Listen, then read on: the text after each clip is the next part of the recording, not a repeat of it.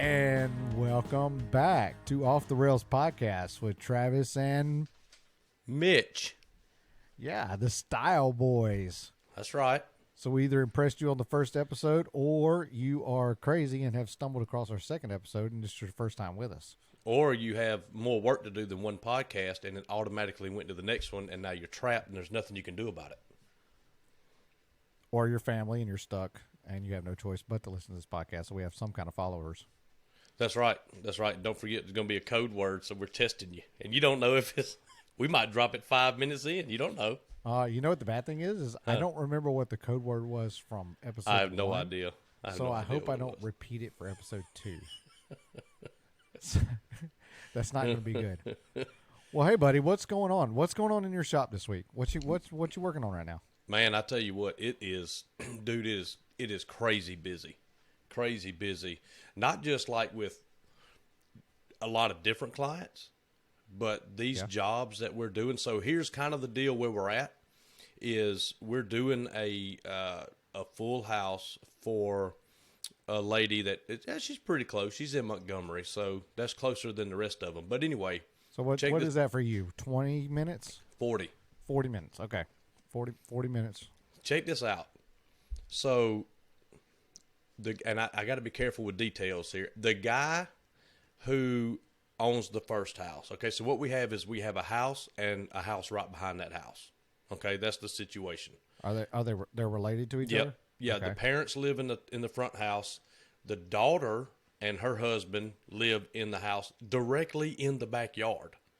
And what they're doing right now is the mom and dad are staying in a camper in between the houses, and the daughter and her husband are staying in a different camper in between the houses. It is a weird situation, man. I mean, it's like KOA campgrounds? Yeah. It's great.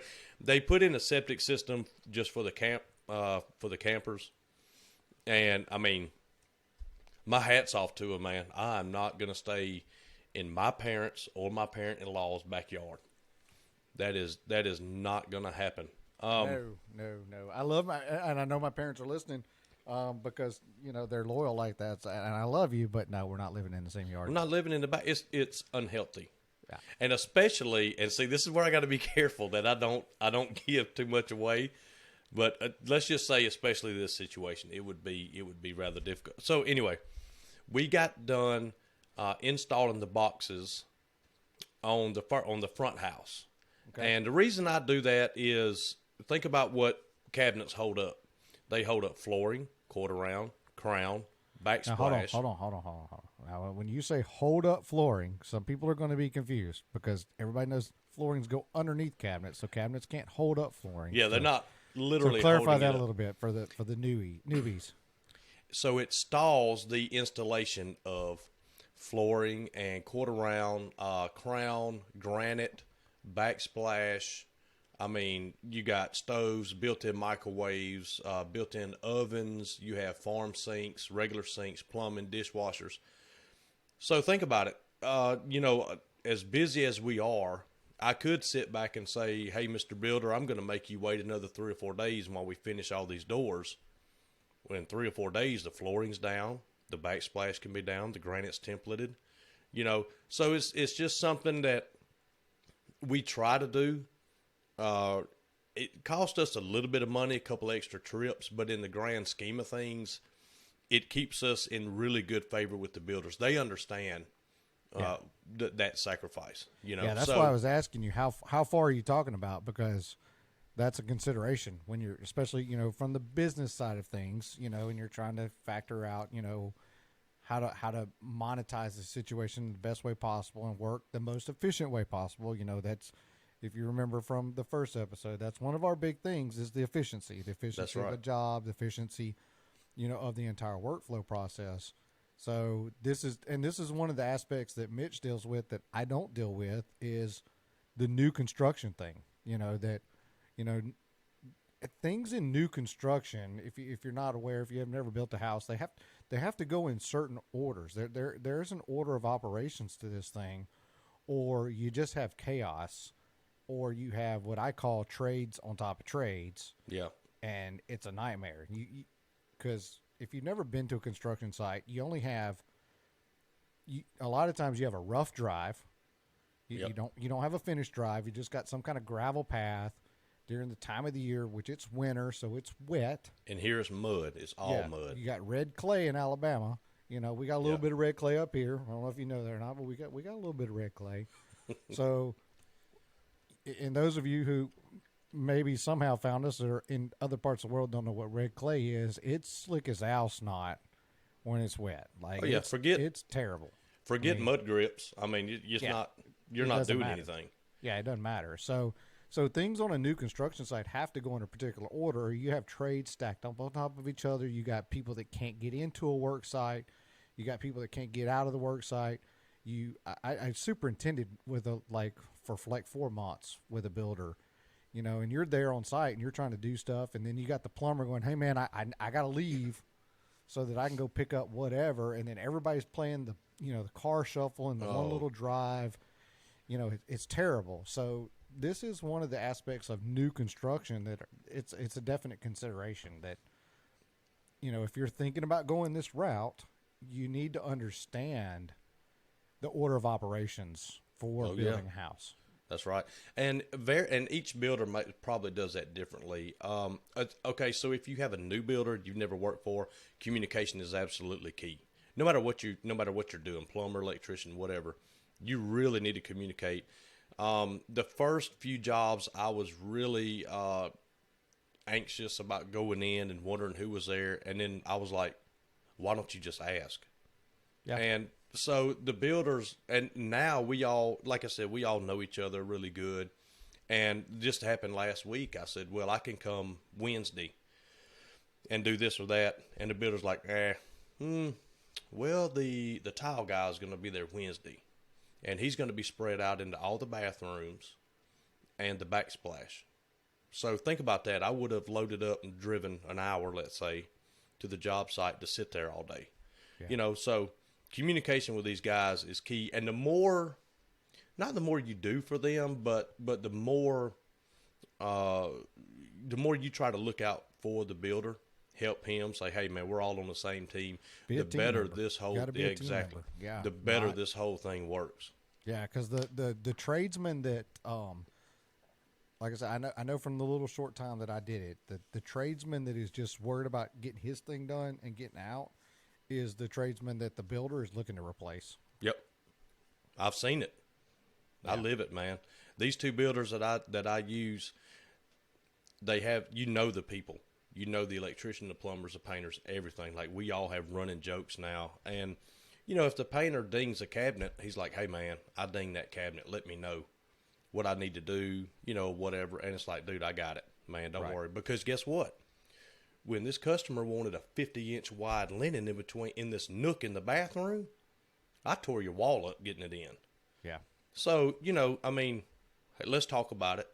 Let's be honest. If you ding something, it's not a big deal. If you let them know, hey, I did this. If y'all walk by and you see it, that was me. That was the cabinet man. Dude, that will get you so much further with these people, man. And the same thing happens, when you're doing an install in an occupied home. Unfortunately, things don't go as planned, all the time. I mean, I just had a recent install, and the walls were wonky as all get out, and they were these very heavy shelves, and I scuffed the drywall trying to get these pre-built shelves in, and just had to bring the homeowner over and look and say, hey, look, here's what happened. This is on me. This is the why, and I'm going to communicate with the painter, and we're going to make sure that this is all taken care of. But I just want you to know that I'm aware that I did that to your wall, and it's not a big deal, and we'll take care of it. And typically, what is the homeowner response to that? Oh, thanks. Exactly. Thank you so much. Exactly.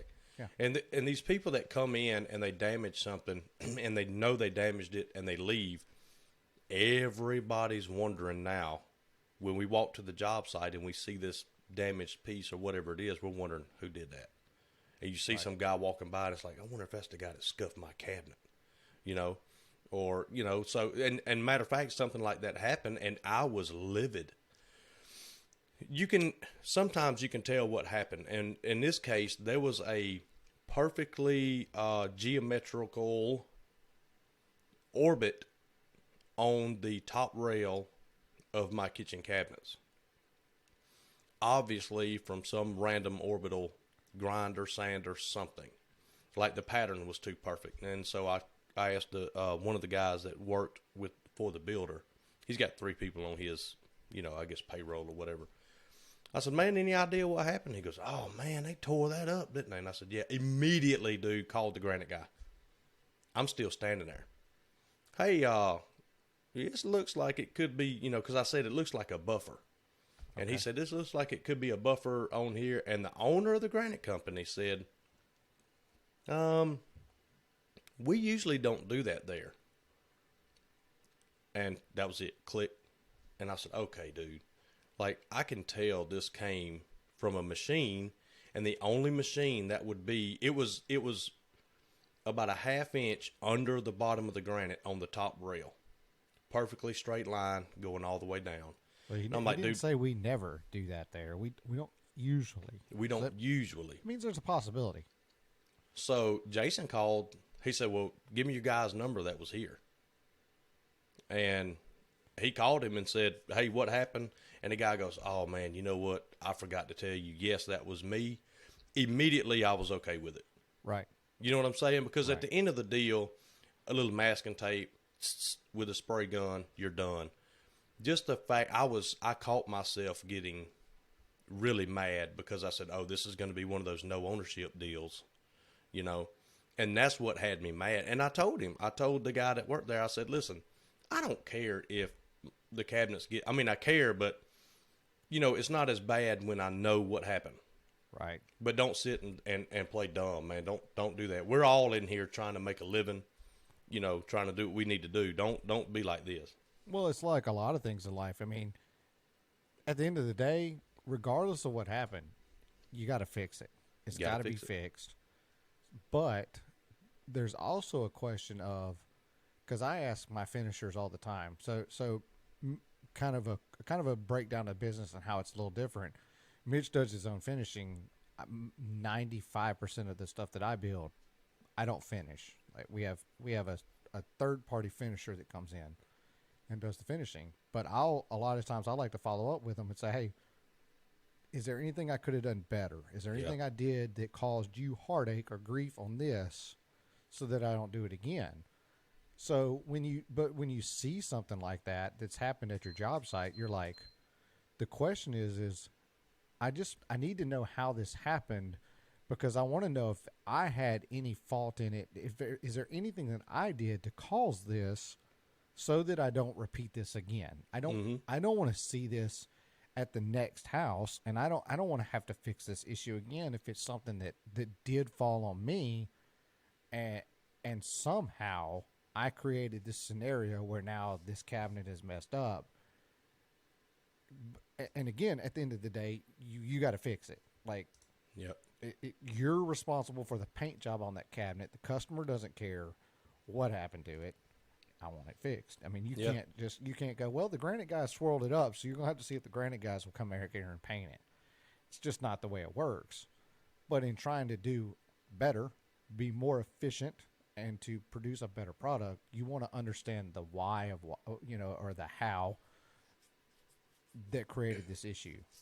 Yeah, we had at the factory job, we had this interesting. I mean, it was We got to get a really cool sound effect for the factory so that we can just. the factory. When you say it, like in my head, I'm like, the Wonk, wonk, factory. wonk. There's just like a song that comes to my head. I don't know what it is, but We'll I figure feel like it we out. need something to fill in there. I mean, we can play a little. Yeah, I'm okay with that. Okay, I am absolutely. I got fine with that. I mean, I got that hooked up. So I mean, we can go there. They had if we had an issue, they brought out this physical piece of paper and it had the 5 whys on it. So item number 1 is what happened, and then why behind that. And I tell you what, it does a lot of good, and that could be extended on to, well, this didn't get painted. Why? Well, because I was over here and I forgot that Travis messed something up, and I had to put filler in it, and I had to paint it, and I was dealing with that, and I forgot to go back and paint this. Why? Because he didn't do this or that, and why? Well, my router bit was off. You know what I'm saying? You trickle it down and find out why it happened. But the beauty of you asking him that is he may come across something that maybe he doesn't have to fix. Exactly. And he goes, you know what, man, Travis, he's all right. Yeah. I'm gonna go ahead and dab this up for him, you know. Yeah. Yeah. I do it a lot with the finishers. I'll be like, hey, you know, and I try to get ahead of it. I had an install recently that something needed to be caulked at a site, and just be perfectly honest with you, I had been there for like 8 hours. I was tired. The customer didn't live in this house yet. They were moving in. Mm-hmm. They were ready to go home. I needed to leave. They needed to leave. So I left and I called the finisher. I was like, hey man, when you get there tomorrow, because he was starting to finish tomorrow, you know, the next day. I said, when you get there tomorrow, I said, there's a door jamb right there beside the cabinet that you're fixing to finish. I said, the facing of the door jamb had to come off in order to get this cabinet in. I was like, and I forgot and ran out of time to caulk the last like foot up to the ceiling. I said, because I didn't have time to go back out and get my ladder, bring it back in because I'm short. And these were 9-foot doors. I couldn't reach the top. I said, man, would you mind caulking that when you get there? Oh, absolutely. No big deal, buddy. Yeah. Thanks. I got you. You know, Yeah. and that happens all the time because I feel like I've built that rapport where he knows that I want to know if there's something I can do better so that I don't leave him in a lurch. And then he wants to do better for me because he has a really easy business model, right? 90% of what he does comes through us. So as long as we're getting business, he really doesn't have to do a whole lot to get business himself. Yeah. Other than just do a good job, and we'll Yep. keep referring him because he's not with us. We just recommend him, and then and we have 2 finishers that we recommend, and we kind of bounce back and forth between those 2 just based on their availability. So all he has to do is really just do a good job, and we'll continue to recommend him. Yeah. And he's got free business coming in. Yep. Yep. Yeah, I learned that early on is, and you don't have to necessarily like powder anybody's behind. I'm not saying that. Right. But I'm saying give and take. Pick your battles with these guys, be there. Golden rule it. Treat them as you would like to be treated. Exactly. Exactly. That's Because I've noticed, like, if you're the new guy, like I was the new cabinet maker, and they were all like side-eyeing me, looking at their nose a little bit, going, yeah, this guy's probably doing junk work. He's probably got, junk cabinets, and it's going to be straight and crooked. And then after a while, they're like, well, Mitch is okay, you Right. know, and it all works together. But so getting back, well, that's a long way around. Hey, we never promised you a straight line. no, At any point in this podcast, did we ever promise you a straight line? I told you, don't draw a map because it's not going to make any sense. Nah. It's going to look like spaghetti noodles on the paper. Right. But that's the way our brains work. We have to divulge sometimes. Anyway, so today I sent my 2 guys to this house, the front house, Okay. to put the plates on that are going to accept the hinges, and to install the drawer guides inside the cabinets and do all that kind of stuff. So And boxes are set. boxes Or you have had been to set set. boxes today. No, boxes have been set for about Okay. a week. Okay. And so now here comes the bad news. They forgot to take the ladder. So that was one phone call. And I said, okay, well, I'll see if my wife's going or whatever, and we'll see what we can do about getting you a ladder. Because these go up to 10 feet. This is You gotta the have a fun of ladder. owning your own business and it being a family business. Yeah, that's Hey, right. babe, I need Yeah. some help. Yeah. Can you run a ladder up there in your SUV? Yeah. How much does your wife hate to see your phone number show up on her phone in the middle of the day? During the day, a lot. Yeah. Now, if I go out, if she knows I'm not at the shop, 100%. Yeah. Hello. What'd you forget? Every time. Every time. So that was one phone call. No big deal. I'll take it up there to you. Well, I went the other day to get shelf pins, and we use a specific shelf pin, and they're 5 millimeters. Remember, we had this talk. Yeah. Well, guess what? Yeah. I ordered 1,000 of them. The guy only put one on the invoice. It was 10 cents. And I said, I think I'm gonna need a few more than one. You know, So it's supposed to be like 1,000. one case, Right. like put one each. unit. Yep. One each, 10 cents, and then it said total 10 cents. And I'm thinking, Nice. well, so the guy's frustrated. The guy behind the counter is training the new guy. He's got 3 customers, one of which is saying, you just charged me $10 more a sheet for 3/4 than you did yesterday. Figure this out. He's training this other dude. Their paperwork is astronomical. Sign this, don't sign this, put this on. No, that's our copy, your copy. The new guy don't have any idea what's going on. And I tell him, I'm like, well, I'm just as confused as you are, man. I don't even know which one I'm supposed to sign. Right. All this chaos. The dude gets so frustrated. He cusses under his breath. And meanwhile, I've got my buddy's kid with me because he comes over to the shop and sweeps and cleans and has something to do in the afternoons. How old are we talking here? 11, 12. Okay, so not. I mean, that's still in the age of innocence, but not Exactly. 5, Exactly. 6. Not Like, 5 or okay. 6. So I was like, look, dude, I'm not leaving you at the shop when I'm not there because I'm responsible for you. So I didn't want him to get hurt or trip or fall. I said, come with me. It's field trip day. We're going to go visit suppliers. I mean, it's And power dude- tools. I mean, we Oh, don't yeah. need necessarily leave it. Yeah, he loved it, man. So anyway, I'm like, I wish he wouldn't say that, you know, with his, obviously got this kid with me, you know. So anyway, and in his frustration, he grabs a box of 1/4-inch shelf pins instead of 5 millimeter. Well, it's an unopened box. Nobody knows it. They get there to the job site. That's another phone call. All this is today. Got you. Hey, y'all, shelf pins ain't fitting. What? Yeah, they're too big. And I said, they're 1/4-inch, ain't they? And he measures. Yeah, they're 1/4-inch. I said, okay, all right. Yeah, so for those of you who are not sure of the metric versus the standard conversion, 1/4 is slightly larger than 5 Yes. millimeter. Yes. Will not fit in a smaller hole, by the way. No, It no. will not go. No. So I call the supplier. I'm like, hey, dude, I ordered shelf pins. Y'all gave me the wrong ones. He's 10 minutes away, man. Help me out. It's your fault. Like, it was on the invoice right, but I'm like, help me out. Run them over there. He's like, no problem, man. I'll run them over there. He runs them over there, and I get the L shape with the hole in them. Okay. Right? He gets the spoon ones, just the straight, and takes them over there. So the difference in those really is kind of like a heavy duty shelf pin versus kind of a lightweight shelf pin. Yeah, yeah. So like the L shape will, under a pressure load, it'll kind of bow in, because we had this at the gun range, like trying to mount shells at the rental counter to hold enough firearms. So if you use the L shaped ones, when the shelf kind of starts to bow, the L's will kind of pinch it Yep. at the top, if that makes sense. And I'm using visuals for everybody that's on a podcast. So you have no idea what I'm doing with my fingers, and Yeah. it makes no sense. Makes sense to me, though. Right. Well, that's because you can see me. I know exactly what you're talking Right. about.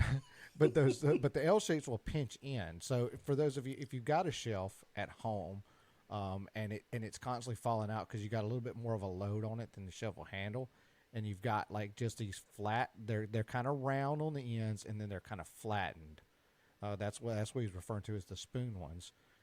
Those are not made for a lot of weight. So when the shelf bows, if the shelf's not long enough, it'll kind of slip right out of there. Yeah. Try just swapping them out. Just go to Home Depot or Lowe's. Anybody need a sponsorship? Either one of those big box stores, and you can get them relatively cheap if you're only buying a few. Yeah. And it'll help with a heavier loaded shelf. And the L-shaped ones, and they're called shelf pins or shelf supports, but the L-shaped one with the hole in the bottom, you can also put a 1/2-inch screw in, and that really adds to the stability of it. Yeah. So anyway, he brings them over there. My guy sends me a picture. He said, these don't look right. And I said, well, they're not right. And I'm thinking, golly, man, like what else is going to happen, you know? Because I'm not there. I'm freaking out because I'm not there. And yeah. So I'm thinking, all right, maybe that's it. They have everything they need there now. You know, let's just forget about the shelf pins and all that. Because my 14-year-old, he hangs shelves. That's what his job is. So I sent him, I get another phone call. Hey man, so I told this person not to screw in the rear drawer support brackets, right? So they screw into the back of the cabinet. If the cabinet's against the wall, then you don't have to worry about the screw protruding out of the back of the cabinet. You can put a little bit longer screw in, and we call them suspenders, and they suspend the back of the drawer, right? We use brackets for the back. It's this whole system. It works really good, but you can't put a 1-inch screw into 2 half-inch pieces of plywood, because half-inch plywood isn't half-inch, especially when it's like import birch or something. Correct. So the screw sticks out. So there's 2 islands on this job. One of them is in a master closet, and it's painted white, and it's right there for all the world to see. It had 6 drawers in it. That is 12 screws. Don't tell me. Don't tell me what I think you're fixing to tell me. That are now coming out of the back of the island. Every single one of them. And he's like, I told him not to do it, man, but, I guess he just got hung up in what he was doing or whatever, and now I'm looking at 12 screws coming out of the back of the installed, battened down, anchored down, finished, painted island in the closet. So I was like, all right, okay, here's what we're going to do. What do you guys have left? He goes, man, we're almost done. I said, all right. Well, we don't think we can tear up anything else. We're almost done. Right. So I said, don't really say much to him about it. Just get done and come back. So they got done and they came back, and I told him, I said, this is going to be a very good opportunity for you to learn how to fix things on site, because you're going to fix it. Not to be mean, but you have to learn. I did the same thing. That's how because you get so used to using the same screw for 80 drawers in the house. You go to this cabinet, why should it be any different? You're not thinking. So the fix for that is, I believe we're going to start using 3/4 backs. And that way it negates the whole issue. I started using 3/4 backs on anything with a drawer. Yeah. Because then I can, for me, because mine are much smaller, I don't have to worry about where a stretcher needs to fall to be able to support a drawer back. Yeah. Like exactly. I just use a 3/4 back, and I can put a screw anywhere in that back that I need to, and then that eliminates that issue for me. But how do you keep him from still running a screw too long? Well, because we 3/4 back. We're still going to use the 1-inch screws. Gotcha. So now you have 1 1/4 inch, really. Okay, so you're still going to use a stretcher. Right. Really, 1 3/16 inch with a 1-inch screw, so he can drive them straight in and not have to worry. So the trick is, on those, you have to angle the screws, so they don't come out the back. And the bad side of that is, man, these 10-foot islands are about to be heavy. Right. They're heavy enough. We have to float these things up, guide all the plumbing in, because, hey, let's put a sink in an island. Ooh, on top of that, I would like the island to be 3 foot deep, because I think that's cool. On top of that, I want the island to be 12 feet long. So there's 4 people, having to set one island and guide the PEX up through the bottom and the drains and the wires and all this stuff. So it's going to make that aspect of it harder, which, we might can find a workaround or something. I don't know, but we got to fix that. Car jack. Put a screw jack under that bad boy. Which is actually like 3 or 4 of them. I want to talk about at least one or two really good install tools. Okay. And my pick is going to be kind of along those lines. But anyway, gotcha. So they were out doing that. I was finishing drawings up, so I know what plywood to order, and we're getting cut lists done and all this stuff in the shop today. The rest of the week. Do you have more to build on this job? No. You're kind of in the install phase on that, and this is for a different job. Well, this job, we set the boxes, and then they went today and set the hardware, the plates, and the drawers. So now we go back, and we put the drawers in, put the drawer fronts on, and hang the doors and put the hardware on. Then we're done. Gotcha. So this is we should be one more trip, and we're done with that. And then the house right behind it is next. Okay. Same house, by the way. I didn't tell you that. Same house. They're connected? No, same layout, same floor plan. Oh. So it's just a mirror. No, Well, it's not the a mirror, exact a copy. Yeah, A copy. it's an exact copy. Okay. The cabinets are a little different. She wants a little bit different layout, linen here or change this vanity or something. But Gotcha. man, I couldn't imagine. Could you imagine doing that? I mean, and these are not, don't think cottages. These are in a very high real estate value area of Montgomery. Gotcha. This land is extremely expensive, and that might be part of why they doubled up on it. I don't know what nothing amazes me. Have you seen the news lately of the mansion that went viral like in the last 3 days up here that sold for the mansion burned, right? They listed it for sale. And I don't understand even how this works. I don't even understand how your house Come on, burns. man. You list it for sale the week that it burns, and it's sold for $1.5 million. after it burned. Burnt. Not after it burnt and repairs were made. It sold burnt for $1.5 million. I think I read today there's like a 2,300 square foot guest house on the property, and that's where they're going to live. I don't know what their plans are to do with the mansion. Like if they're going to bulldoze it down, if they're going to rebuild. I don't know what the plans are for that. But, yeah, it's all over the news. Like I don't even know how does that work with insurance money? Anyway, that's a whole nother thing. I don't know. We'd have to have an insurance expert on for that because that's just crazy. But, yeah, I guess it went viral because it is a burnt house that went on the market. And it sold. And it sold. Hey, honey, the house burned down. What do we need to do? Well, let's sell it for 1.5. Who wants to go through the construction process? Sell it. Yeah. So yeah, I believe it, man. I mean, the people are really nice now.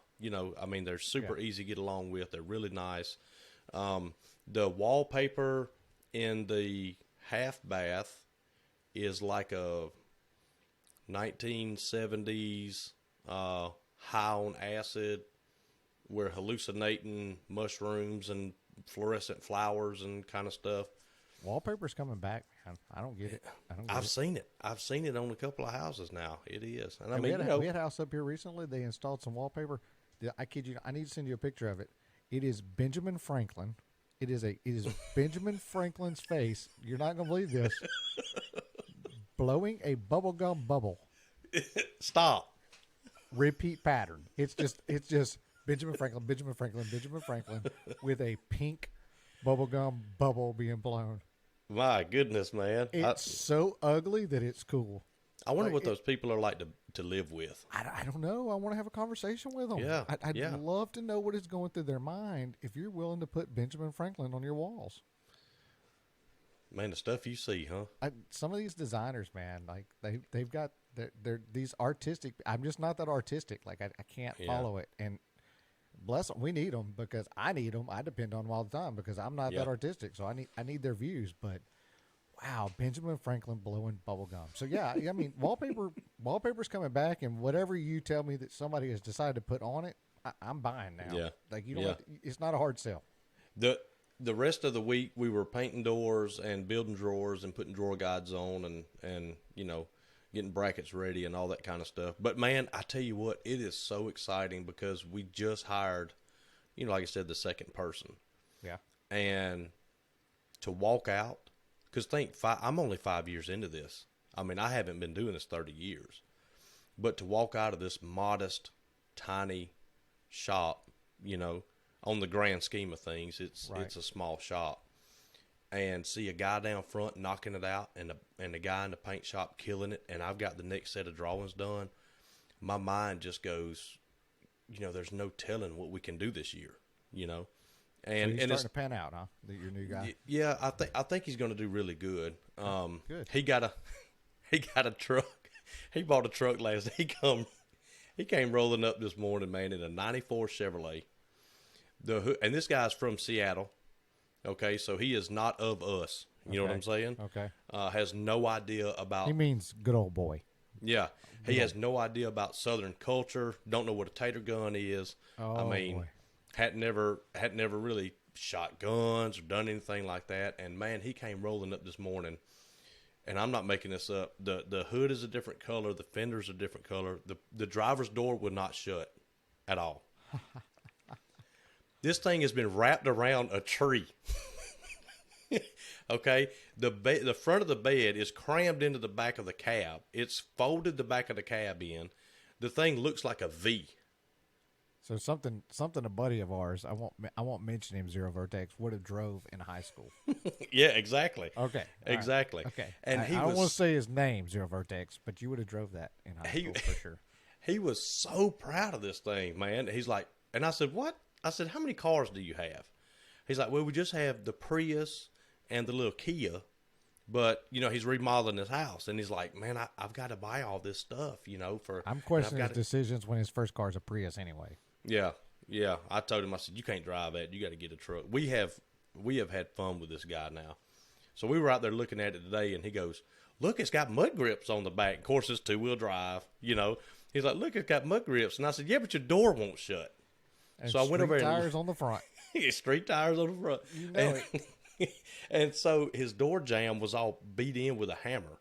The door lock on the clasp on the door. And so I keep a pair of Nipex, the tiny channel locks, in my pocket all the time. So I whip them out and I get his door latch fixed. Yeah, and I said, my wife a story at dinner about those Nipex that that you told us during testing. Yeah. But I really wish I'd have saved that. I really wish I'd have saved that audio now.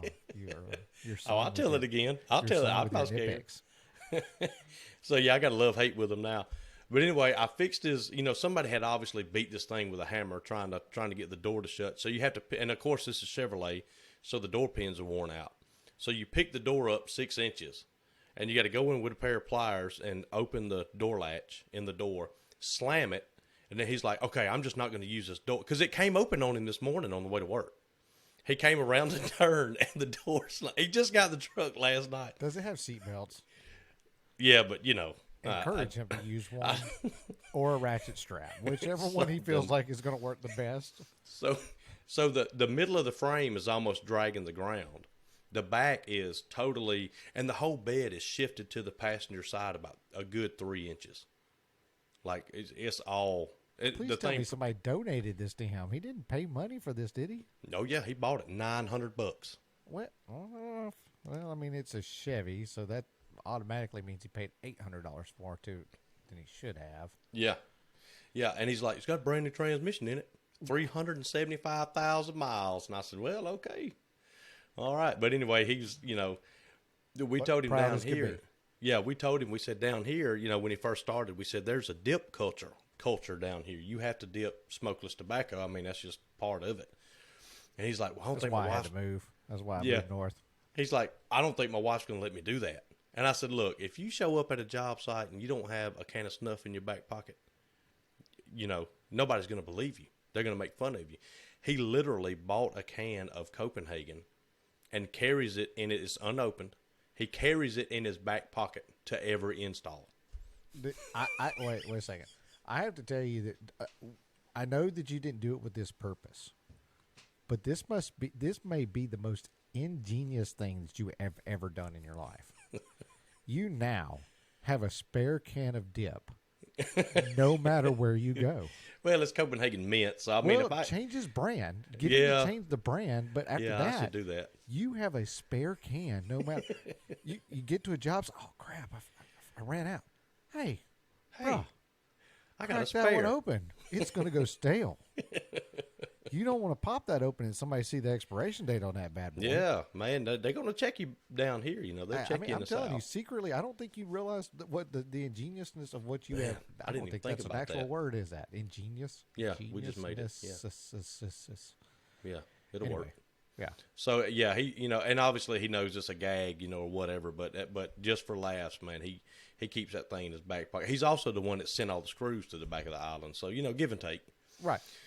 It's give and take, but he'll get it fixed. So it's like I said, it's been a really busy week. Oh, went and measured a house this a builder called me. I have no idea who I can't even remember his name now, but he called me and he said, "Hey, I'm building a house, like 4 miles away from your shop." I'm thinking, okay, it's a tiny house. I'm thinking, okay. He's like, so my cabinet guy did cabinets for these people. This is like their hunting cabin, right? Okay. I got a cabinet guy and he did their cabinets, but a lot of the shelves fell. And he's not going back to fix it. He's ghosted them. So they don't want to use him. So I've got to find a cabinet guy. I'm really confused by what you mean shelves fell. I don't know. I don't know if they were cut too short or you think we're going back to the shelf pin size thing here again, and he drilled some 1/4-inch shelf pins and stuck some 5mm shelf pins in it or something? It very well could be. Very well. Hey, I've seen crazier things. And so I was like, "Do what now?" And he's like, "Yeah." And again, we're going back to integrity, right? Right. We're going back to being honest. Well, they just built a brand new house and their shelves are falling, and the cabinet guy ghosted them. So he's like, obviously they don't want him working, so I got to find somebody. So check this out. His wife goes to Google and Googles whatever cabinet maker near me, I guess, I don't know. And they're scrolling through cabinet makers are us. Yeah, and they find me. And they're like, "Hey, this guy's from around here." The guy, and you're not going to believe this, the guy misdials the number. I don't know if it was area code or what it was. My name is Mitch, correct? As long as I've known you. He calls this number. "Hello? Hey, is this Mitch, that builds the cabinets?" "Yes, it is." "Okay, great. We have a house over here, yada, yada, yada, yada. It's on this road." And the guy's like, "What road?" He's like, "Well, it's like right by your shop."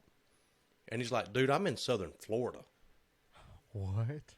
So what are the chances that the dude misdials the number, contacts another Mitch that makes cabinets, but he's in Florida? I don't. I mean, Alabama doesn't have a lottery, so otherwise I'd say somebody needs to go buy a lottery ticket. I don't know if it's you or him, but I mean, what are the chances? Crazy, yeah. So, but he wouldn't. Some of these guys, they'll woo you in, and they'll say, "Hey, man, it's nothing to it, man. Hey, it's an easy job. Oh, A couple little cabinets. You get there, and it's 4,000 square feet." right. So I said, "I'll come look at it. I will promise you, I'll come look at it." And so I went over there. I took Trey with me. I went over there. It was 31 degrees. Trey did not have a jacket. He's in a T-shirt. I'm bundled up, and I hardly ever wear a jacket. Right. So well, we're in. We both kind of insulated. Yeah, we're insulated. Kind of naturally insulated. So we stay there. I guess about an hour. Trey is freezing. He's over there holding the my tick is what I call it. It's what I take to go measure jobs. Hey, this is a family show. Yeah. Keep it easy now. Tick. And the thing is it sticks to me like a tick, right? That's kind of where it got its name from. Okay. And so it has my whole business in it. It's got sketches, drawings. It's got, architectural rulers and calculators and all kind of stuff. So anyway, he's holding that. Again, we're holding up things on a camera, like you can see it on a podcast. That's right. But one of these guys, y'all know what this is? We'll do video eventually. Yeah. So anyway, once we master audio, we'll do video. He's sitting there freezing to death. And we get back out of the truck. He's like, "Man, you got to turn the heat on, man. I'm freezing." I look in the back seat, and he has left a jacket in the back seat from like a few days before, and he had no idea it was in there. So he's like, "Man, I could have been warm. I could have had some warmth the entire time." But we went and looked at it, and like I said, it is an easy job. I think it's going to be about 7 or 8 cabinets. It's just 2 vanities, 1 wall in the kitchen, and an island. No overheads. So we'll see how that goes. And in a nutshell, that's been my week. Today has been probably the busiest phone day. Yeah. For whatever reason, I don't understand that, but it's been, I don't know, I'm guessing 10, Hey, 20. for once, it wasn't me. I left you alone. I've left you alone for a little while. Yeah, I've got 20 by 10:46 a.m. calls. Yep. Well, 7 of them were your guys trying to figure out what. Yeah, now there was a going lot of on calls. site. I'd probably say, I don't know, 30, close to 30 calls today. That's a good day, man. It's a good problem. Well, they're not all, a couple of them are telemarketers, and, we had the whole shelf pin debacle. We had the guys off-site debacle. and stuff like that. But like I said, it was a good week. We got a lot done. Like any day you get a solid lead, that's good. It's better when it converts from a lead to a sale, but Yeah, a day with a solid lead, I always mark that up as a good day. right. And I kind of went overboard. I kind of caught you up on the whole week, simply because it's Hey, the end of the week now yeah, when we're recording this. So, yeah. I mean, I appreciate it, man. what about you? Oh, let's see. Well, I mean, my week's been a lot more boring than your week, apparently. I mean, I've got a built-in going on. It's one of the longest built-ins I've got done to date. 16 feet long, 16 feet 10 inches actually. One piece or what? So yeah, it's one piece. I mean, it's 6 boxes, but one face frame. I'm gonna juncture in the question here. Okay. What's your longest cabinet you've set? One solid, getting it off the trailer, taking it in the house. Oh, just like one box. One box. Oh man, it's not very big. Okay. Let me think. Does a Murphy bed count? Yeah. Yeah. It'd probably be the Murphy bed, which about killed me and my partner getting it upstairs. Oh, upstairs? Upstairs. Oh no. Upstairs. Mine is 17 feet 3 inches. A box? Yep. Wow. It No. was it was a kitchen overhead wall, Yeah. and it had a flush mount hood in the middle. So real quick, what that is that's not a complete hood. That's just a hood that touches the front of the cabinets to the left and the right. It's hollow back behind there. It's just like a facade. Right. And so when you do that separately, now you have a seam on site to deal with. Yeah. So I did the math. We could get the whole thing in, and it would come out 17. I got a video of us hanging it, by the way. Well, see, that's the difference. Again, the difference between new construction and Yeah. remodel-ish type kind of business. I mean, I'm nervous. I'm pretty positive, but I'm nervous about getting a 16-foot long face frame in and up the stairs. I mean, I'm hoping that I judged it correctly when I went on site and measured and looked at this thing. But yeah, so I got that built in going in. Went today and wrapped up a couple of jobs. So had a job where the finishers, they finished, and then we had some doors that had some glass put in them. So they finished the doors, then we dropped the glass off. I got the doors back from the glass company, and then had to go back and hang them and drill out door and drawer pulls, which is always a lot of fun. It's a major, and and that's one of those things when I was asking you, like how far away that is for you, and that's one thing, that. So there's two aspects to this, that if you're thinking about getting into this as a business, or even like a semi-hobby business, or if you're a customer and you're trying to understand the price point, what you got to understand is these trips to and from, not only do they take away production time, but they cost us. I mean, they cost us fuel, they cost us time, and they cost us wear and tear on vehicles and trailers and etc. Yeah. So when your projects require multiple trips because of this and that, or you want us to work around, kind of, we were talking about trades being stacked up on top of each other, especially like in a remodel. For me, I run into that a lot of times where we're doing a remodel, and that I've got to wait on the plumber and I've got to wait on tile so I can set a cabinet. There's just different things that those are all factors that go into the pricing. Yeah. Yeah. And if you're trying to do this from a business aspect, it's almost like going to the big box store for a project. Yeah. I always say when you're doing a home improvement project, you can count 3 trips to the big box store. 1 to get what you need, 2 to get what you forgot, 3 to return the extra stuff that you didn't need. Yeah. That's exactly. that's a bare minimum for. Yeah. I mean, you think about any time you've done a project at home. Yeah. That's the kind of the way it works. So if you're thinking about doing this as a business, add 2 or 3 extra trips, because somebody's going to forget a ladder, somebody's going to run screws through the back of a cabinet. Yep. I mean, that stuff happens, and yeah, that's not the customer's fault. And you don't want to bill the customer for errors, right? Right. Because that's not their fault. But at the same time, you have to factor in fudges that are out of your control. The big box of unknowns. So Yes. to do a the trips as far as a new home construction, you have your first trip where you go out there and you meet with the client. A lot of times that's when I take my field measurements. And then you typically don't have to go out until you install boxes. Right. And that could be 1 or 2 days, depending on how many you have. Then you go, and what we're running into now is not enough room on the trailer. So our last job was 27 boxes, and you And can't. you're running a 20-foot trailer, right? Right, yeah, 20-foot trailer. You can't fit them all on there. So that's automatically 2 trips to install boxes. So you're up to 3.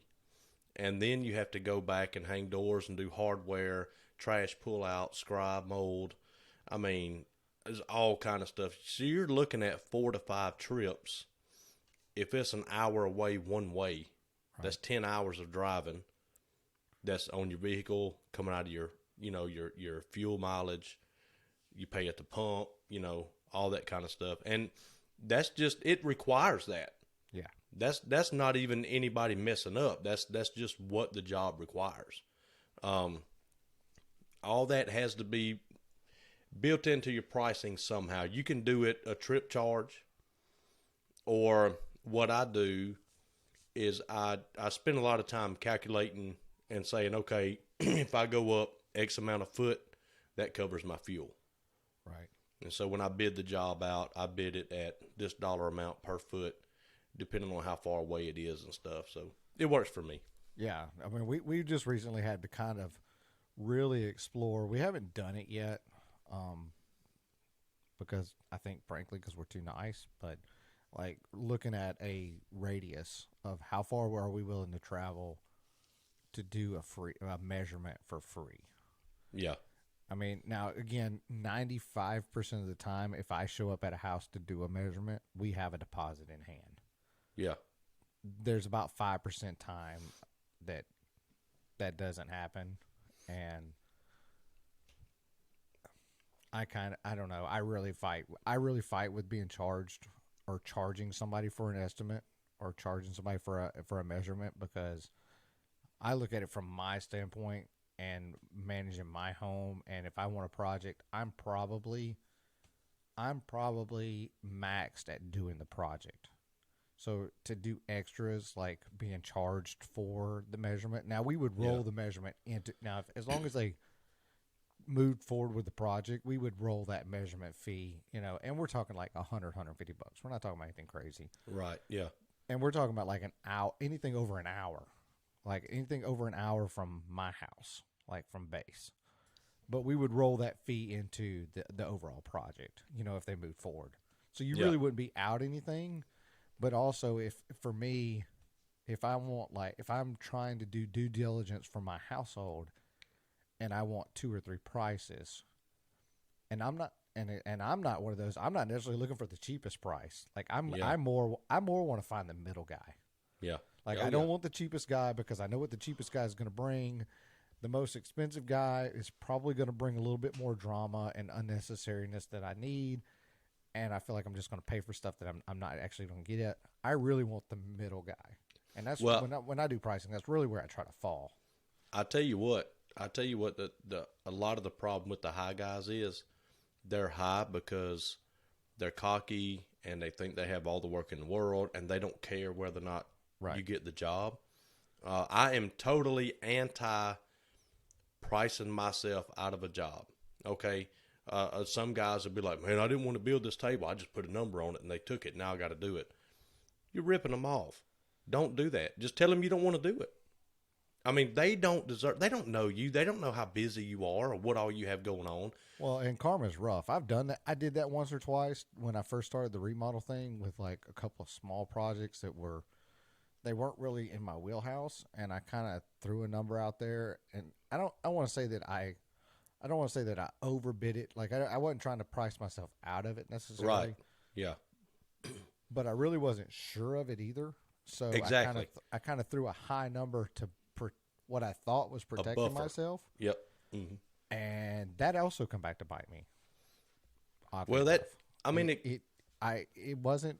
It's like I didn't put enough thought into it, yeah, and just kind of barely broke even. Actually, yeah, you yeah. know what I mean? Oh, yeah. It was weird. Yeah. If you're going against something, and I do cushion bids all the time is what I call them. The builder's like, hey, cushion it.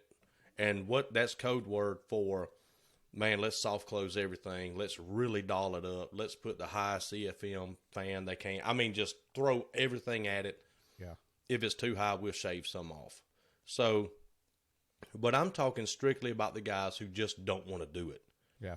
And some little old lady wants, a vanity made, and they're like, yeah, I can do it for $3,500, because, I ain't got time to deal with her, or, I don't have time to deal with it.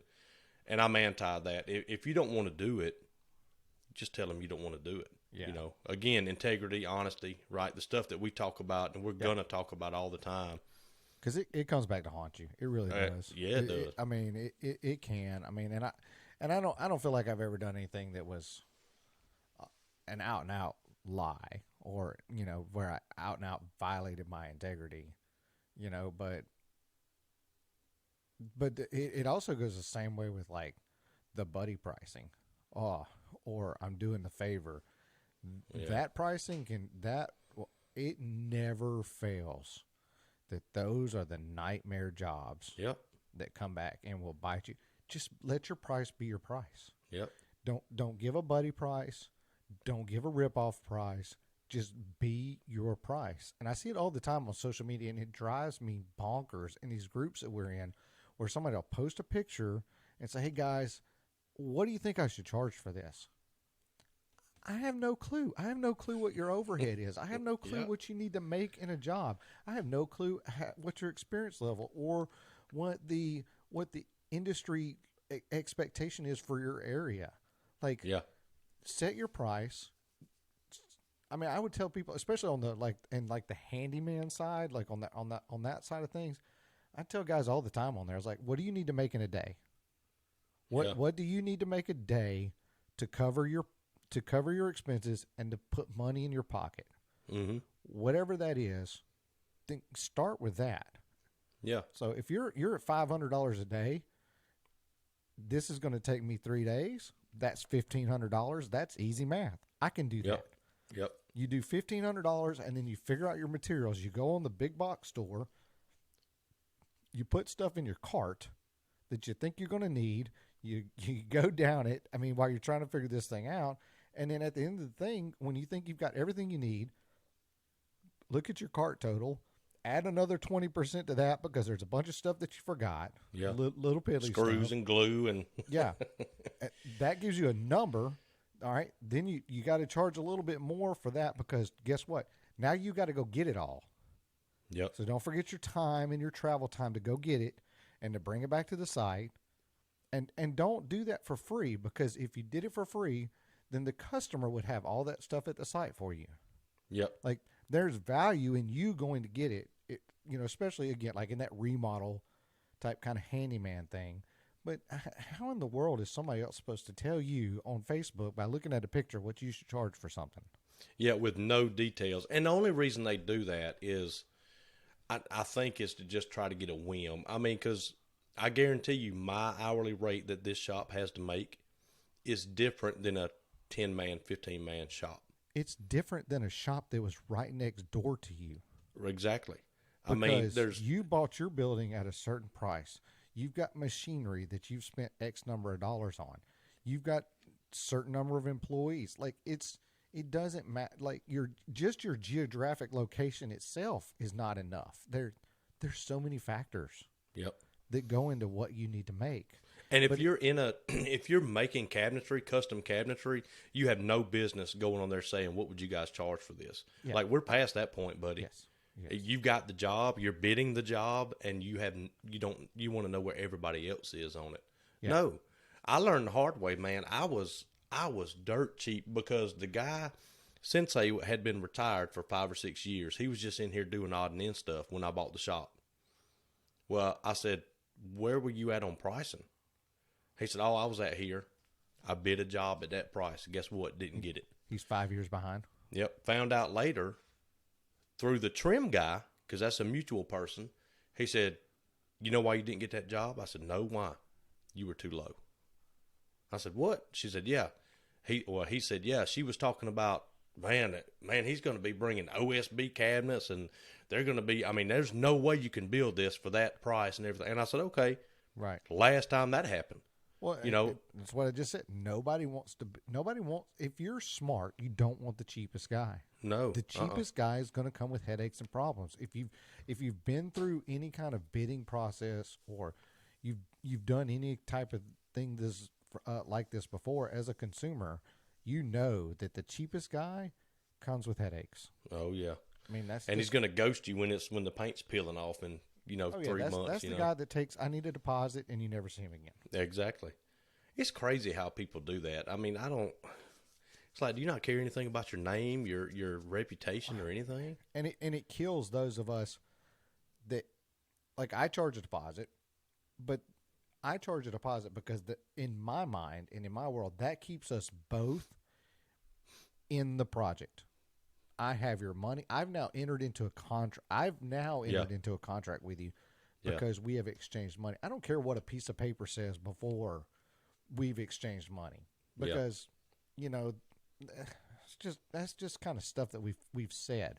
Now we've exchanged money. So now I as a person, and I guess that's where having some sort of integrity comes into it, I now feel obligated to fulfill my side of the contract because you have now financially tied yourself to me. Yeah. Yeah. And it's a kick in the pants in the morning when you don't really want to get up.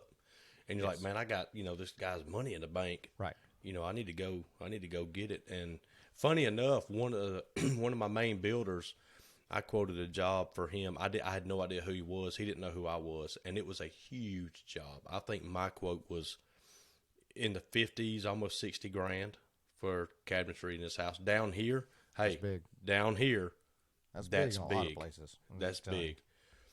And he goes, well, man, I don't mean any disrespect, but, I don't know you, and, I don't know what kind of work you do, and asking half down, that's a lot. I said, absolutely. I don't mean you any disrespect. I don't know you. I don't know the client. Do you want me to buy these doors and materials on my dime? Right. And I wound up not taking the job because I wound up not having time for it. That customer stiffed him $30,000. Still owes it to him today. And that was 5 years ago. Yeah, the one job that I didn't take a deposit on, I ordered materials. Luckily for me, about half of what I ordered was refundable. The other half was like custom shower pans and stuff like that I could not refund. Yeah. And the customer actually, it was the only job I really had cancel on me. They actually got relocated after, like, in the middle of this thing. Like, right before I was actually fixing to start the actual work, they got notification from their employer that they were being relocated. And they're like, we don't want to do any work. Yeah. And I was like, well, we have a slight problem. And luckily for me, it was a person with some integrity and that understood what I was saying. I said, look, I want to fight the fight. I'm going to see what I can send back and what I can cancel orders on for your project, but I'm going to need you to pay for anything that's not refundable because I didn't take a deposit from you. You know why? Because we were friends. Yeah. And I knew them. Yeah. There's friends and family for you. And it almost, now that was the only friends and family that didn't completely bite me in the rear end. Yeah. But you got to be careful with that. I'm just telling you got take care of your home. Take care of your home if you're going to do this for a business. You got to, Yeah. And it's nothing personal. We don't know these people. My brother-in-law. Even if you do know them, you got to get it. Money. If anybody who has gone through a family death that involved any kind of money, you're telling me you don't know that money doesn't change things? Money changes people. You ain't lying. It does. My it brother-in-law brings out the worst in them. Yep. I've seen it in my family over stupid stuff. But my brother-in-law, he built a house, and of course he called me, said, I want you to do the cabinets. I said, okay. And so I quoted him. I messed around, and he was trying to save money, so he didn't want overheads on his refrigerator wall. Well, I obviously didn't write that down. I quoted the whole job, and he was like, "All right, well, I'll let you know if we want the overheads on the refrigerator wall. You know, we got to play with the money and make sure we have enough." And this dude is like super stand up. Now, I mean, integrity never came into question with this guy. Yeah. I mean, at all. I've known him well over 20 years. And I said, "Oh, they're in the quote." He's like, "What?" And I said, "Yeah, they're in the quote." And of course, I gave him, I've got a builder rate, and then I got a rate of I'm never going to see you again, because you don't give me, I don't want to talk numbers, but you don't give me near the work. You're going to give me the money for these couple of vanities. I'm never going to see you again. Right. Now, on the builders, they pay my bills every month. They provide me a living. They do get a little bit better rate, and that's fairly common in this kind of business. Your repeat guys, they're at a different break, because just like you were saying, those things where it takes an extra trip, and all that stuff, whatever. But anyway. And you don't mean it negative. When you say "I'm never going to see you again" rate, you're not referring to that in any kind of negative context. You're referring to it as in you're not a repeat customer. Like you're Exactly. You're not going to provide a repetitive stream of income for me. Yeah.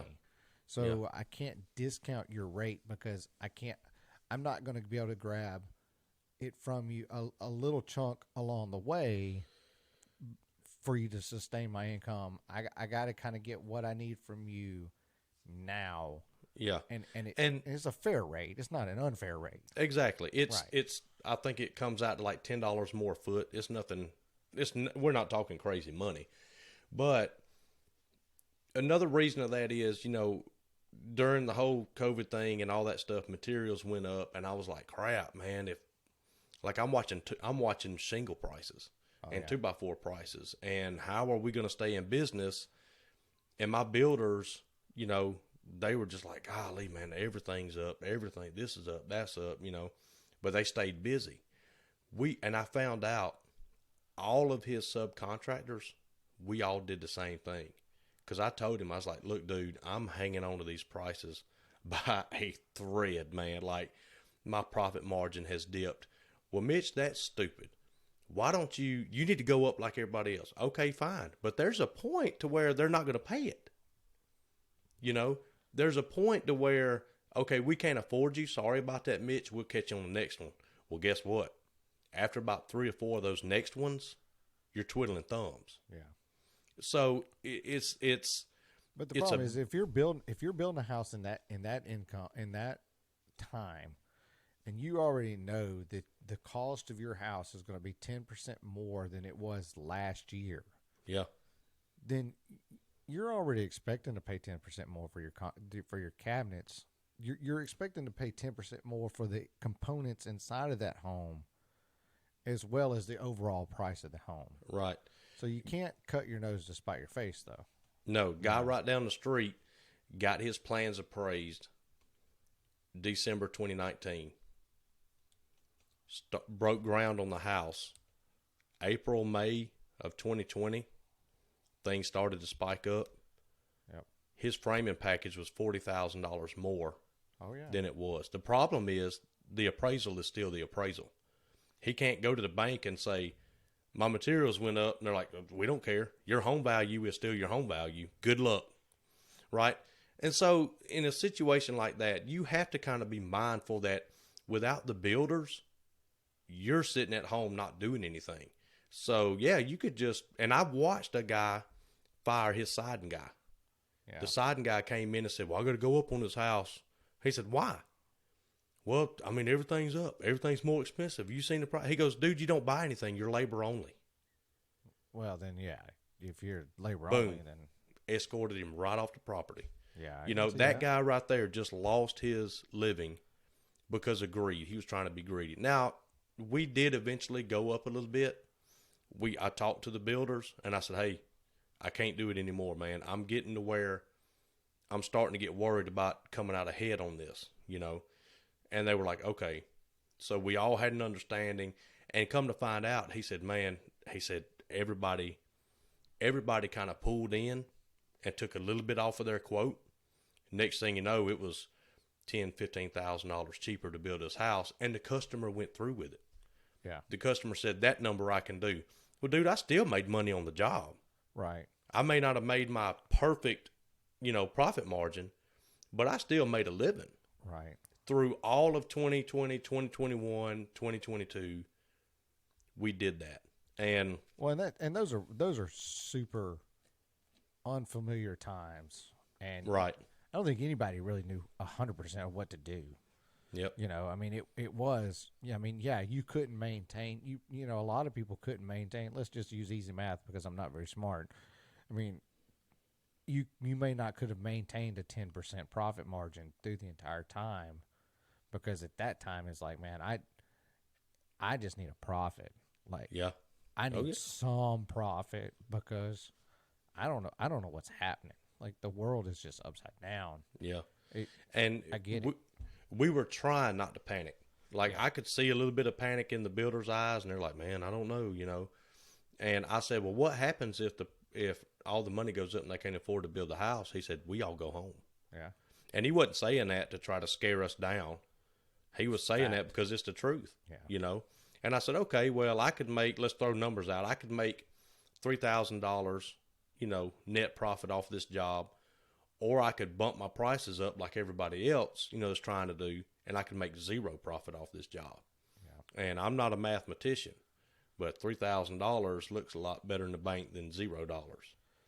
Yeah. I mean, I was having a long conversation today with my college daughter about trying to save money and everything, and she's like, I just, if I can't move, anything less than $100 to move to savings, I just don't like to do it. And I said, I don't understand that mentality at all. I said, $5 savings is better than no dollars in savings. What are you talking about? I was like, because $5 multiplied is still good.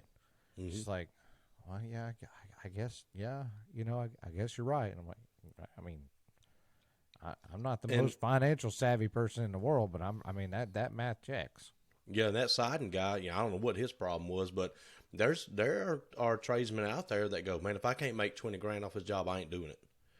Well, that's fine. If that's your decision, then go with it, man. But and that's okay if there are plenty of 20 grand jobs out there. Exactly. Like, I mean, yeah, if you've got one job that you're like, if I can't make 10 grand on this job, it's really not worth the time and energy from this, because there's one right next door that I can make that money at. Yeah. Then sure, don't price yourself down to try to make money off that job, because it's probably going to come back to bite you. But in times like through the COVID series, when who the heck knows what's going to happen? Yeah. I mean, you better grab the dollars that you can when you can. Yep. And I didn't go down any. I was trying to maintain. I was trying to hold on to that rate as long as I could. And I said, look, man, and I let them know going along, plywood's up, paint's up, paint's up $2 a gallon. Oh, well, paint went through the roof when that stupid factory burned down and all that stuff. I mean, that just... Yeah. And then we're getting all these stories like... else, yeah, we're getting these stories like, well, there was a resin factory that shut down in Texas, and now plywood's $80 a sheet instead of 40. And I'm like, what? No, what?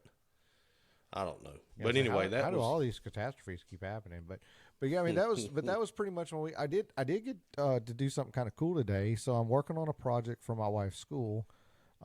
They're wanting some marquee letters made for like just events for like prom, homecoming, graduation. So I found a CNC shop and sent some files to them and had them actually CNC out these 4-foot tall letters for me. So they CNC'd the letters and CNC'd out holes for the light sockets in them. Yeah. And got to go up there and pick those up today and kind of hang around the CNC shop and kind of see what they do. And they do some cabinetry. They cut cabinets by CNC, which I don't think is carpentry. I think that's just manufacturing. But hey, that's just me. That's just me. I mean, and I agree. I mean, it's okay. I got nothing wrong. Hey, it's a business and it's good. Just don't call yourself a carpenter. Call yourself a manufacturer. That's all I'm saying. That's right. That's it. But no, it was a very cool operation. The biggest dust collector I've ever seen in my life. I thought it was really cool. I mean, there wasn't a speck of dust in that place. It was amazing. But picked those up, and then when I do, just worked on some rails and stiles for the end Mm-mm. of the day for some door parts, and called it quits. And went and had some pizza and a couple beers with my wife, and called it a week. Yeah. Did y'all get pizza? Yeah, we went to this local place that they make this one pizza that at that place that we really like, but the beers are 2 for 1 there. So Yeah. We had you know, pizza too. oh No yeah, beer, but we had pizza. yeah. Well, Yeah. fat boys Yeah. got to have all the Win some. things.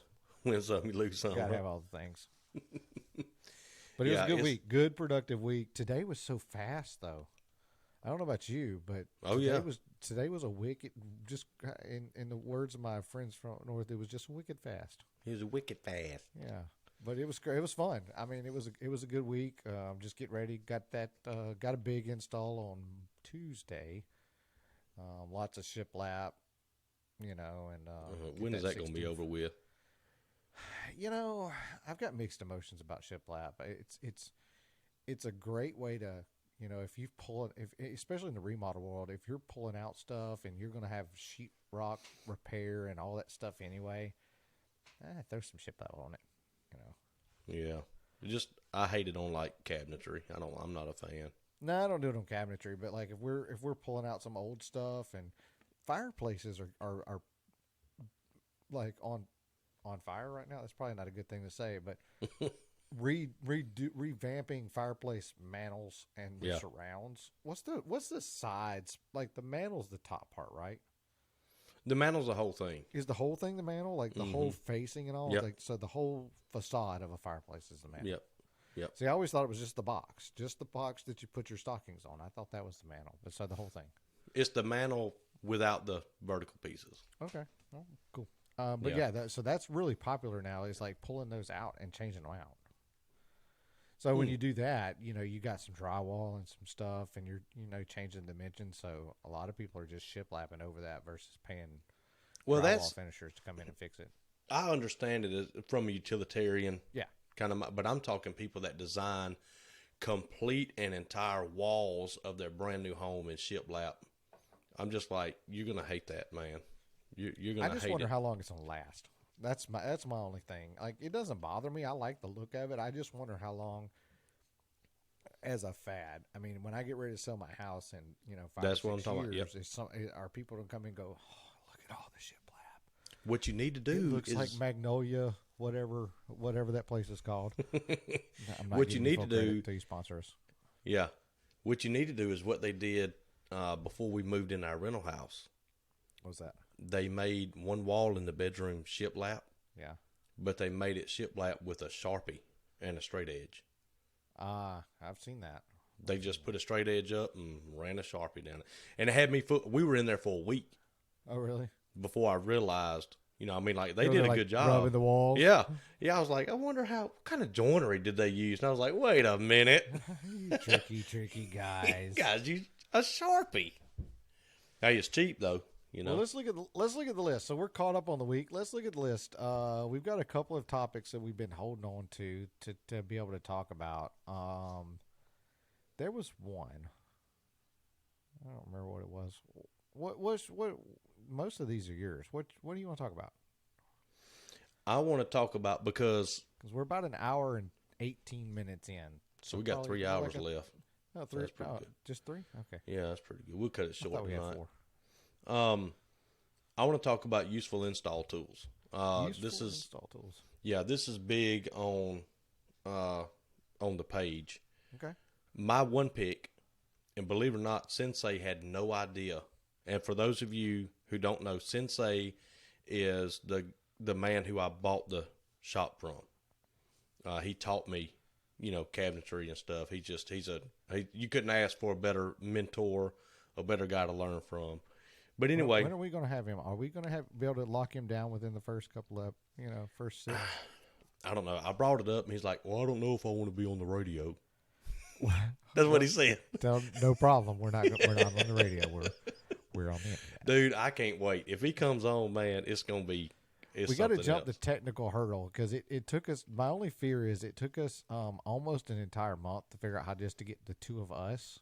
Yeah. I'm not sure how long it's going to take us to figure out how to add a 3rd guest.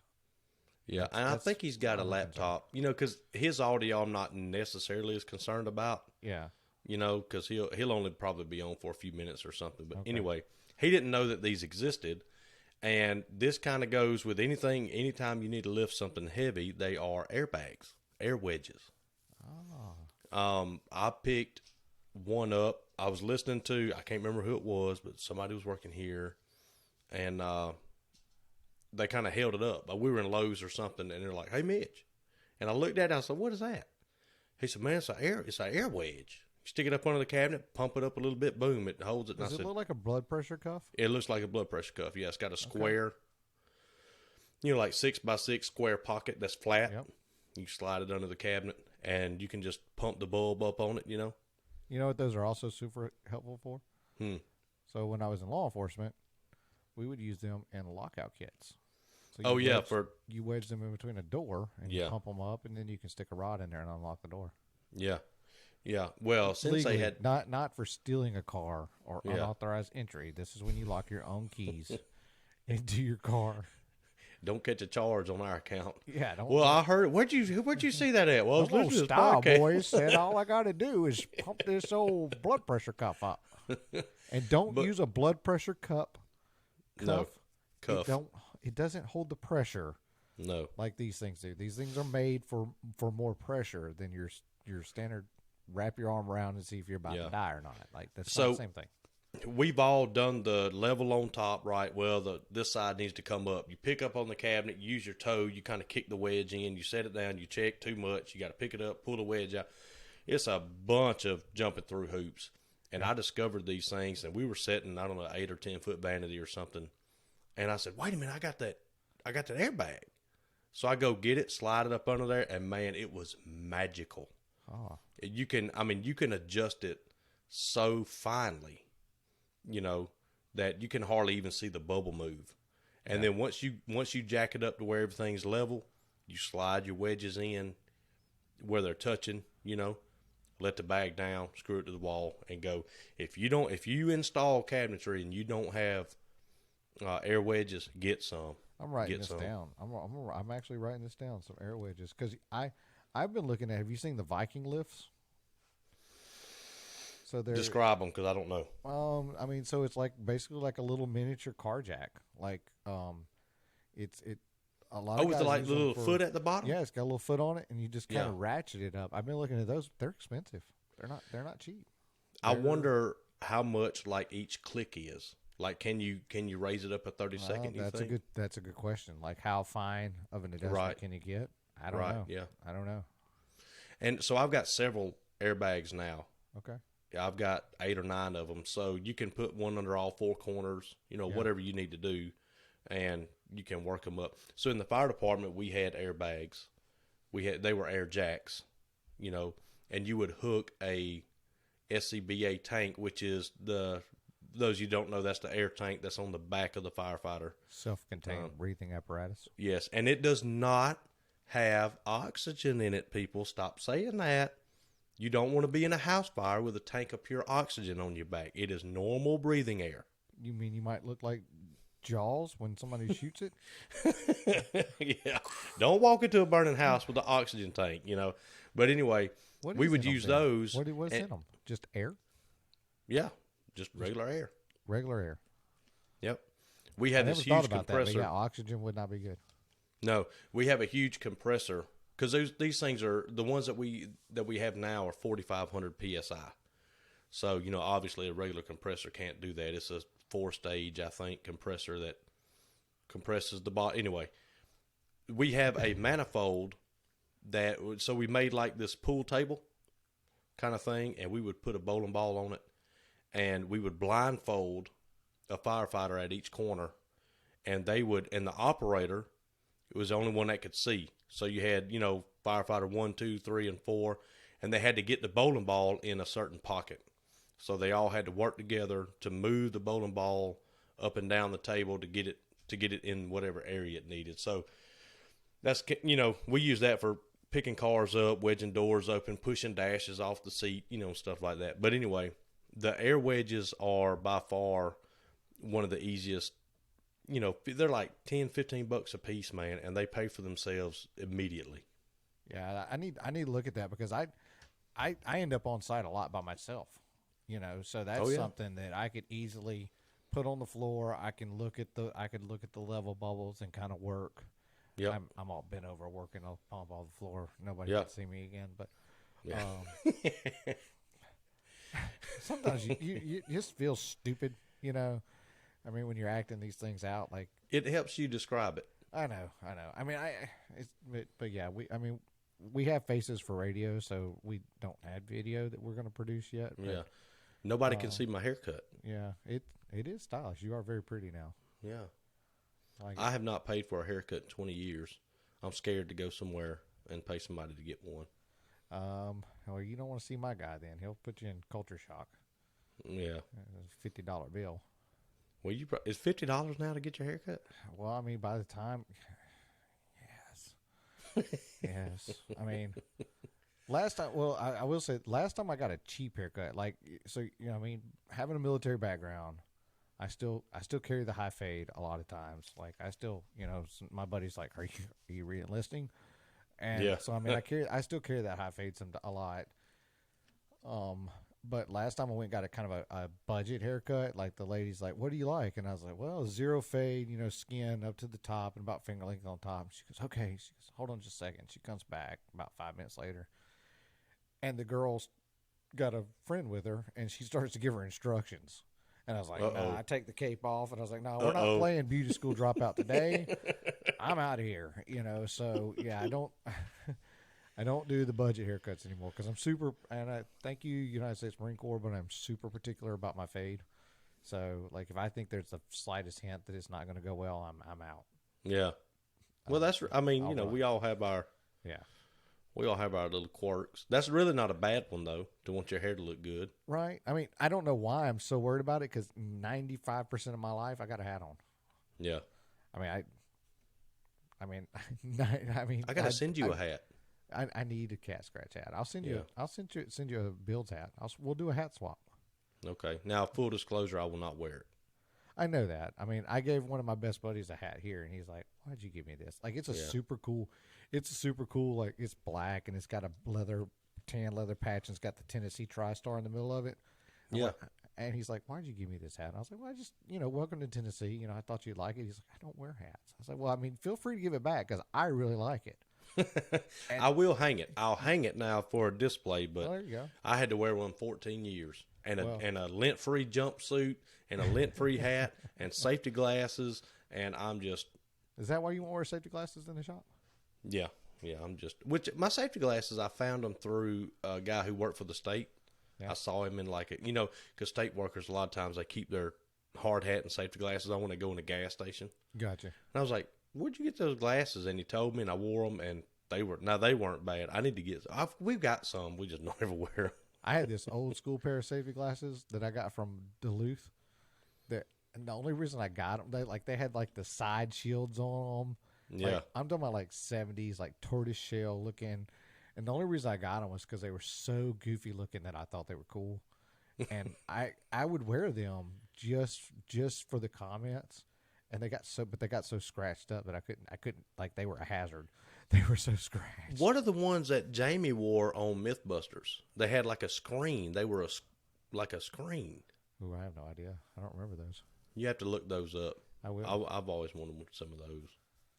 Well, man, I don't have a cool install tool though to talk about that I can think of. I did just do a bunch of research though. Not research, but I did a lot of reading and comparison because I need a good set of levels. And there's an industry standard in the level world. And it's yellow and Yep.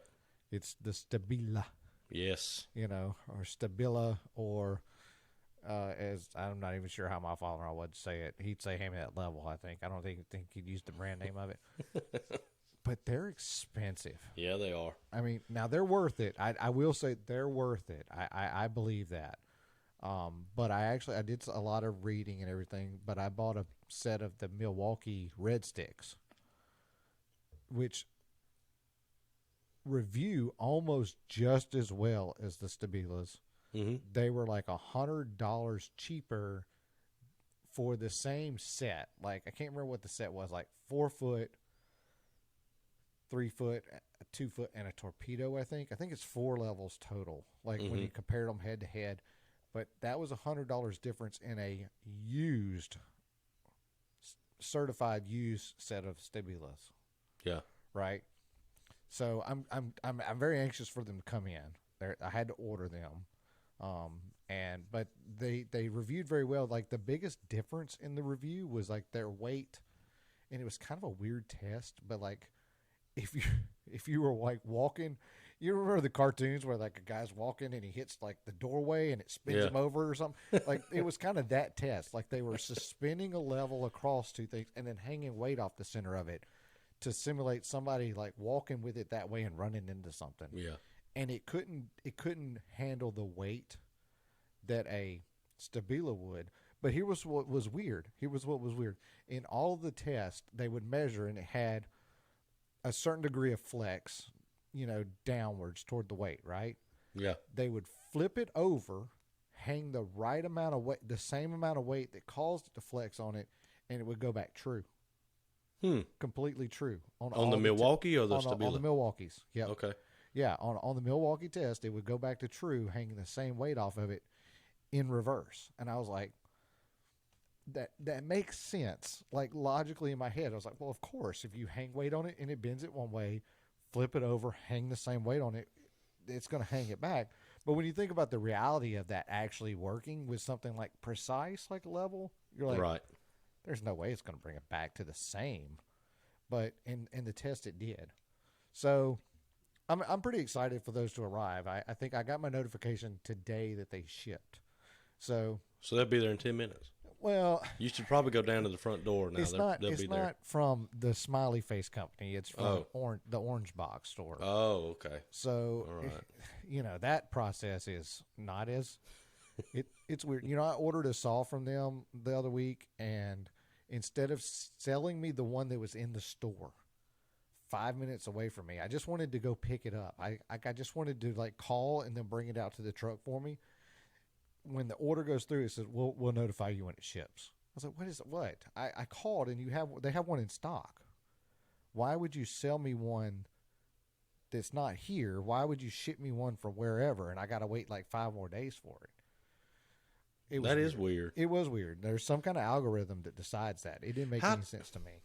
I got to ask, man, how did we get to the point where, I mean this rhetorically, but we are at a point. You remember back a few years ago, things were just at the store. Yeah. You would go to the store and it was there. They had it. Yeah. And now it's like nothing is at the store. Yeah. And I don't know. That's one of two things. Either they don't have it, or they have broadened their selection and now they have a hub somewhere. Yeah. So they can sell more model numbers, but they have to ship it. And it's kind of off-putting because you don't know if they'll have it in the store next week. Do y'all keep it in stock? But it's just like 0 in stock. We'll ship it to you in 5 days. Yep. And I'm like, well, when is y'all shipment coming in? And we don't get those. That's just the online only. It's made everything. I want to go to the store and pick it up. And that's what got me in trouble with the podcast. Yeah. Because you told me what to order and I didn't order it. Well, it wouldn't show up in time. Right. And I wound up, I said, I'm going to go get it tonight. We rode up there and got it. And then it was a complete disaster. Yeah. I had a buddy of mine. Let's see. We moved, I guess it's been about 10 years ago. I ended up working for him, but he told me, he said, I feel like, now his timeline was off. He said in like 5 years. He said, I feel like in like 5 years, a grocery store the only reason you will go to a grocery store will be to experience new foods. Like he thought it would be like, like Sam's or Costco. Like you would just go in there to sample things. And it would be completely online. Oh, I see. Or delivery ordered. Like you would actually, like, there would be no more, I got to go get groceries. You strictly would just order your groceries online and have it show up at your house. I mean, now he's close. We do a lot of pickup or delivery, which I like because you can't impulse buy if you're not in the store. Right. Yeah. I mean, it really keeps that budget tight. I will say that. Yeah. But if you're doing pickup, you'll go and do pickup, and you'll sit there for. I could have gone in and gotten all the groceries by the time they bring it out. Sometimes, Yeah. I'm like, well, this is not convenient at all. I mean, if I got to sit here in the parking lot for 30 minutes when you bring, can you at least put better Wi-Fi out here? I can't even listen to my favorite podcast of the off the rails with the Off the Wars. rails. Yeah. It's jamming me up. Yeah, either that or we didn't have that, so we replaced it with this. And you get home and it's like this is not even close to what I ordered. Oh, well, last night we had broccoli. Well, one of us got to eat broccoli because the online order, they sent us 1 crown of broccoli. I'm like, this is not enough for anybody, And my daughter, that's her favorite vegetable. So I was like, here, baby, you can have all the broccoli. Like, Yeah. I think I got like 3 bites because I let her get some and then, there was a little bit left. But I was like, who would buy 1 crown of broccoli? Like, it just sometimes it's not as convenient as you think it would be. No. We have me and Sensei and I have a Costco versus Sam's Club debate. Oh, okay. If Costco sells it, all right, then he buys it from Costco. So no matter what it is, like if he's looking for a computer mouse, yeah. If Costco sells computer he's mice, only going to buy it from Costco. He's only going to buy it from there. Yeah, exactly. He is to the point where he does not, Costco down here, they don't carry sliced cheese. He is to the point where he will not eat sliced cheese because Costco don't have it. It's just, and I was like, yeah, and I'm sure probably he has bought it before, but I'm just saying that's, and so I went to Sam's. There's a particular water that I like. I'm not a big fan of just drinking a bottle of water, but Springtime. Do you remember Springtime? Blue Label. Blue Top. Yep.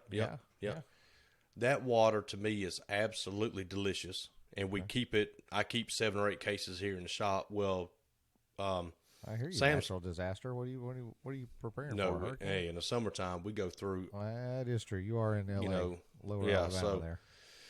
Well, anyway, Sam's Club has it, and I said, I got him. I got you on this one, Sensei, because we were shopping together, which I'll never do that again. I can only imagine that trip. Holy Moses! He said, yeah, I got to run to the store and pick this up. I said, well, you want me to? I'll ride with you. I ain't doing nothing. He said, yeah, and it was a 6-hour trip, and that's a whole nother story. Remind me to tell you that story. It is hilarious. We'll anyway, do that off air because we're trying to stay under 2 hours. Yeah. So anyway, Sam's Club now has where you can pay as you go. So you scan it with your phone. You put it in the cart. You scan it with your phone. When you're done, you hit pay now. It deducts it out of your bank, and then it gives you a QR code that you show the people on the way out. And I was like, check this out, Charlie. Look at all these people in line. Bloop. I blooped it on the phone. It's paid for. Boom. I walk out. And he's like, what? And I said, yeah. And you know what he says? Because, he can't be wrong. He goes, well, sometimes I like to go through the cashier line, and it gives me a chance to talk to her. I said, stop lying. You're lying. You would, if Costco had this, you would sign up in a minute. Right. Man, we were out. But so he still won't concede. What drives me crazy about it is that I got to stop at the guy and let him verify my QR code. Like, you trusted me with everything else. Look, have you seen the receipt movement? No. There's a movement sweeping the country right now that people are refusing at the Big Blue store. Oh, just to walk out? Oh, I walk right by them guys. Yeah. And they say, nope, you can't. Nope, you are not looking at my receipt. And sometimes the police get involved. And I was watching a video on kind of the law. Yeah. And they're like, if they have probable cause to stop you to think that you stole, an employee can detain you for a reasonable amount of time. Right. But if they don't have probable cause, they can't. And now it's just it's opening up this whole other gray zone. So now guess what? Now we're going to have to make a law that says whether or not it's constitutional to look at my receipt or not. It's this whole, Well, my kids get completely frustrated with me because I refuse to use any kind of automated checkout. I don't want to use self-checkout. Look. I don't want to go to McDonald's and use the kiosk. Nope. I don't want to order online and walk in there and pick it up. I want an employee to value my dollar, to communicate with me and let me place my order. Yeah. And then I want that community, that employee, to get some skills. Yeah. In dealing with the public and being responsible, and I want that employee to move along and get a better job and let somebody else fill his role. Yep. And do the same thing, and that should be a cyclic role in society. That's it. I don't want to do. I will walk, especially when I'm at the big box stores for home improvement. I will walk. I walk to the pro desk almost every time. I'm not self checkout. I'm not doing it. I tell them, they're like, "Sir, we have a self checkout," and I tell them I don't work here. Yeah, it's my day off. I've already worked a full day. And I'm not trying to be ugly, but I don't want to. I've already done my job for the day. And what really just blows my gasket off the roof is if I because I'm not gonna say I've never used the self checkout, but I try everything not to. Mm-hmm. But you use the self checkout, and then the employee is sitting on a stool, just sitting over there to your side, Thank you. like on their phone while you're doing their job. I'm like, look, okay, I understand it's self checkout, but if I'm the only one here and you're the only one here, why don't you at least offer? Because the register is capable. Their little computer is capable of being a register. Why don't you at least offer to check me out? Look, if they would set it up like a regular aisle or like a regular cashier station, and let me stand behind there and ring my stuff up, and I can put it on a conveyor belt and run it through, and now you have this huge bagging area. Yeah, I would entertain it. But okay, so I've got a buggy full, right? And you want me to come to this tiny self checkout with no room, and now I've got to bag it up. Now I'm putting the stuff that's in the bag back in the buggy on top of stuff that I hadn't got. And buggies are what we call them down here. I haven't got the stuff out of the buggy yet, and because there's no room. And I'm like, what are we doing? Oh, it drives me bonkers. Yeah, I'm not doing. But hey, I was more than thrilled last night. Was I in there? Anyway, it doesn't matter. This week I was in there, and both of the big box stores here, home improvement stores, have taken down the sneeze guards at the cash registers. I'm very happy to see that movement, because here what they did was they take the sneeze guard, it's up there in front of you, and then they want to put words on it for apply for a credit card today, and I can't see through it to even run the credit card that I have in the credit card machine, because they've just put all this verbiage all across it. Yeah. And how about the old reach around, right? Oh, yeah. You got to reach around, and now we're touching hands and stuff, Can and I have dirty your phone money. number? And can I have your phone number? I'm all leaning down here. I'm all leaning down trying to get my phone number through the thing. Or you're yelling through the little crack at the hear, bottom. So I just walk around anyway so that I can give them my phone number so that I can get my receipt emailed to me, because I'm a business and I can't keep up with paper receipts, because my wife, who is also my accountant, that's fun. Wants my receipts. So when I come home without a receipt, I get yelled at as being a bad husband and as being a bad business partner. So I get yelled at twice for not producing a receipt. So it's not fun. But yeah, my wife, they're gone. They're gone at both stores. Yeah, she gave up. My wife gave up on me, and she's like, "Look," because she was like, "Use this card for business, this card for everything else." And of course, I was screwing it up. And she goes, "Just use this card. Right. Just use this card here. If we eat, use the blue card. If we're not eating, if we are not at a restaurant, use the green card." Right. And I was like, okay, so I could figure that out. But green is for personal, silver is for business. And I'm not trying to brag, but we have a local Dollar General store. Oh, I did cut the sneeze guard there on my table saw. I was like a local celebrity. Oh, yeah. You made their sneeze guard.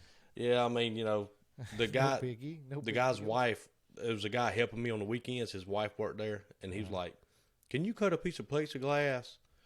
And I was like, "Yeah." And I was like, he's like, "Well, how much is it going to be?" I said, "Man, I ain't going to charge y'all. It's 10 seconds, And he was like, if that had popped your cartridge in your saw stop, it would have been so funny. Oh, yeah. And he was like, "Well, it's Dollar General. They have this fund set up for stuff like that they can pay you immediately, and then corporate refills the box." So I charged him $50. I was like, "Yeah, give me $50." He's like, "All right, cool." Because, like they have that money in there anyway. Yeah, it's not like his wife was paying for it. Exactly. Yeah. So yeah, what else? What else you got? I don't know, man. I mean, we've been about this thing for about an hour and 50 minutes, 2 hours. I don't know if Yeah. we've got anybody still listening or not. That's not related Probably. to us. Yeah, probably not. That, They're asleep now anyway. that joke's getting old, but it's true. We should just like yell in there. You got a code word for this one? I'm gonna let you do a code word for this one. What do you think? Do you I'm remember gonna the code word from last week by any chance? I have no idea what it was. We can go back and listen though. Was it like Papa Smurf or Blue Manchu? I don't remember. I don't remember what it was. Well, hopefully you don't make up the same word. Hercules is this week. Ah, as in the person or as in the saw? The tool brand. The tool brand. That is very underrated, and I'm going to say that publicly. It is I agree very with you. underrated. I think it's a good brand. I think it's got a good thing going for it, especially we need to put that in the topics for upcoming, because I'm hoping that by 3-4 episodes in that we're starting to gain a little bit of audience that may be on the amateur side and maybe thinking about getting into the woodworking thing. And Yeah. I would like to, help show them some good tools, for their money, and I think Yeah. that's definitely one for the money. Absolutely, it is. Absolutely, I'm very happy with the Hercules line. Yeah, I mean, you've been running that one miter saw for over 3 or 4 years. years now. Yeah. Yeah. Daily. It's like brand new. I mean, except for the time Sensei has cut 4 notches in the fence because he turned it to miter it and didn't slide the fence over. Oh, nice. So I've got 4 notches cut in the fence. It's just I find it humorous now. I mean, who cares? At the end of the day. Yeah. Did you give him the blades for it every time you did that, or? He actually bought one, I think. Oh, really? That's nice. I think he replaced it one time. But yeah, we have. That's we another have thing a. we need to put on the list is blade change out. Yeah. When to change blades and what blades to use for what. Yeah. Because I feel like you change your blades out during a project way more than I do. I do. I swap them out. I pretty much have a combination blade and kind of let it rip. You roll with it. And how about to me, in your mindset, blades are not consumable, and now they are. Yeah, eventually. Like, because we process 60, 80, 90 sheets a job. Yeah. That blade is toasted. Bloop. In the trash. Do you sharpen? I have. Sharpening is cheap, but it does not last. You get 15 sheets out of it after you sharpen it. Oh, really? Yeah. Yeah. So, and you got gas and time getting it and picking it up and taking it up there and dealing with them and wrapping them and peeling the wax off, and they got oil all over them when they come back. It's just like, man, Well, you're not selling me on this at all. No, I'm not a fan of it, Gotcha. to be honest with you. I mean, Have you ever thought about sharpening them yourself? no. No. When? I don't. Hey, you got My all lunch these break? employees now. I mean, I don't know. Do it on your No. off day. No, but now I will say this, though. I can get a CMT orange blade, a 80 tooth, for $42. I like CMT. That's what I'm running right now. I'm running Yeah, CMT. orange CMT. blades. I love them, man. like I love them. So it's not a huge waste or an expense or something. Now, when I bought the shop, there was literally 150 saw blades on the shelf Yeah. that were dull, and they were in rotation to get sharpened. And there's probably 20 of them still up there. But yeah, I'm not. I tried it, but it doesn't fit kind of what we do, because when I'm ordering my plywood, I could say, hey, throw me an 80 tooth and a 50 tooth on the truck. And they're like, cool. And it all comes in. I open it, throw it on the saw. So that's one thing I'm super jealous of you about, is that I can get the Smiley Face company to bring me something overnight, but I can't get a plywood company to bring me anything. I have to go get it. Really? I don't buy enough of it at one time. Yeah. So here's what it is. Buy it by the unit, and then when you run out, just buy another unit. Yeah, I don't need that much at one time. I'm close. I just don't. I'm having to kind of start to think about getting it by the unit. My problem is I can't store it. Yeah. But we go through a lot of it Shipping now. container, baby. Yeah. Then you're going to need a tow motor. Yeah, forklift, and all that. So and you don't have to. Yeah. Yeah, we're gonna ride it out like it is for a while, but that's stuff that you lay in bed and think about, which is another topic. I don't know if did you see that on the notes? Things I will think about in bed. Well, I don't think I worded it like go, that. That could go a lot of directions. I mean, but Coming up with solutions in odd places and times. that's my all day every day because I create these odd solutions and times for myself. Yeah, Yeah, that's definitely a good one. And I think it's a mindset when you lay down to get relaxed. Your mind is kind of able to think for itself, and it goes, "Hey, this is a really simple What's your solution." mind like before an install? My mind, I have a hard time sleeping before an install. Like I'm thinking about Yeah, everything I need to put on the truck. Are there any little nuances that I forgot about? Did I measure right? Like I mean, it just seems like everything possible yeah. goes I through my don't worry mind. about measuring right, but I do worry about the little things that we don't use on every job, Yeah, but we use them on some jobs, right? Like countertop supports, odd fillers, or not fillers, but like odd jigs, yeah, weird stuff that we don't use. So what I did was over the course of, I made a general tool list, and I highly recommend you do this. I make a general tool list, right? Like, I've got the stackable boxes, yeah, yeah. so I put everything in there, and You I got was the like, red oh, ones, or do you have a particular color that you use? Bauer. Oh, so you like those? Hmm. The black and red ones. Yeah, The, yeah.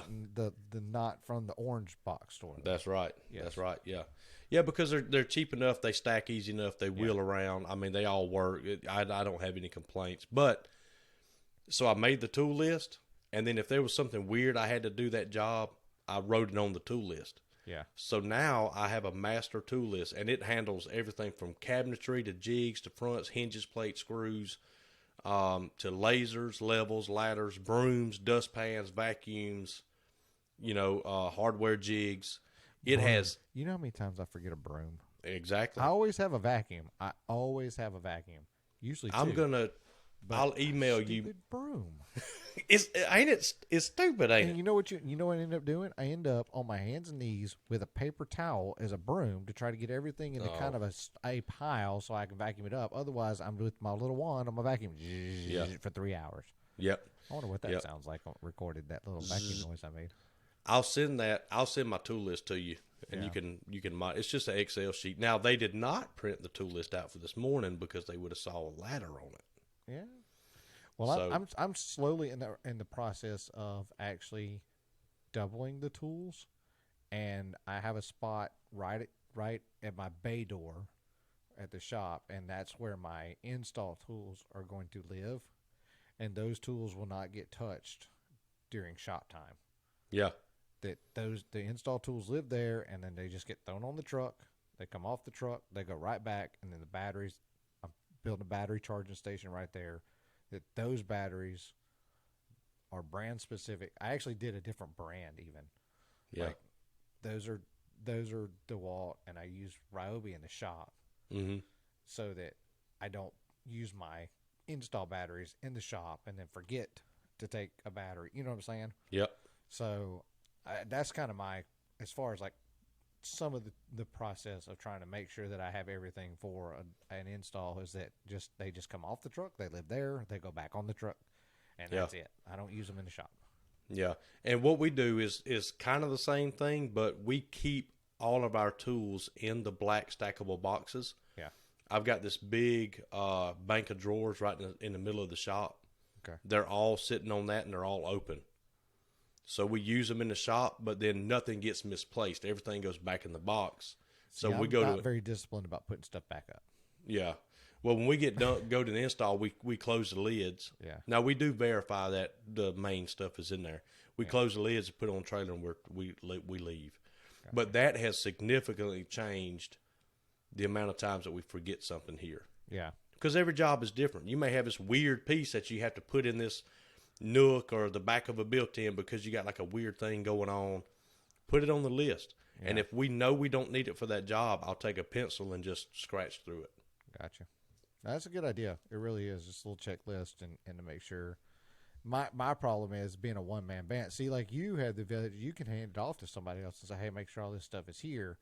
Yeah. Me as a one man band, I'll be like, I'll look at the list and I go, Psst, everything's there.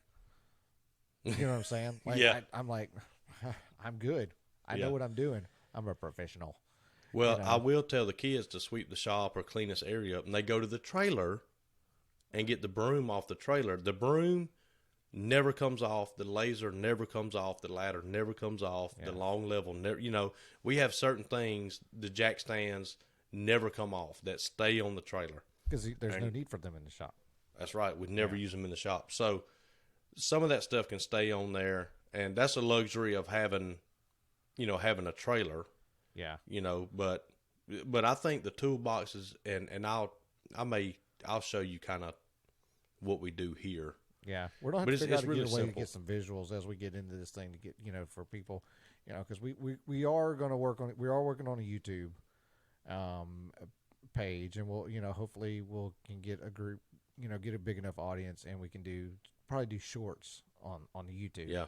We won't nobody wants to watch our faces for 2 hours. I can assure you Yeah. that. But, a 15, 20-minute little tutorial of things, of things like this. I got to figure out how to get the glare off my sign. I know it is a little blinding. I think it's just move the light. Well, that looks good there. Yeah. Well, nobody knows. I can't move the light. Yeah. Nobody knows what your sign says, so we'll have to hold that one. We'll have to hold on to that one. I don't give it away because it's Easter awesome. egg. Yeah, it's Easter egg. awesome. But man, I think it's time to wrap this week up officially and tell you goodbye. And I hope you guys enjoy your weekend. Yeah. And we will reconvene in a few days and see what's been going on. And hopefully we can capture the entertain some more people. And this thing grows. And if nothing else, and it's always fun catching up with you and seeing what's going on in your shop. I'm having a blast, man. And for anybody listening, when this podcast ends, first thing you need to think about is how to improve one little thing in something that you do. Efficiency. Just one. Make it easy. Don't get overwhelmed. One thing. Personal life, business life. Yep. Don't matter. Make things more efficient. Yep. Well, what's our code word for those that are listening that know how to get in touch with us? What are you coming up with? Hercules. Oh, that's right. We said that. Hercules. No wonder we can't remember what the one from last time. I feel like 10-Second Ted from that movie Yeah. that I can't remember. We're going to pick a time so you and I can come back and look, and we're going to say it at the same time on every podcast so we know where it's at. Maybe nobody will catch on to it. All right. Of course, I just recorded that, so whatever. Well, all right, man. I enjoyed it, buddy, and have a good weekend. We're going to get everything ready, and we're going to hit this thing running next week, and I'm sure that I will have plenty of stories and things from next week to tell you. We'll go over some customer interaction next time we talk. Oh, I've got them. All right. All right, brother, man. Tell everybody we said hey. Have a good weekend, and we'll see you next week. All right, buddy. We'll see you. Bye. Bye.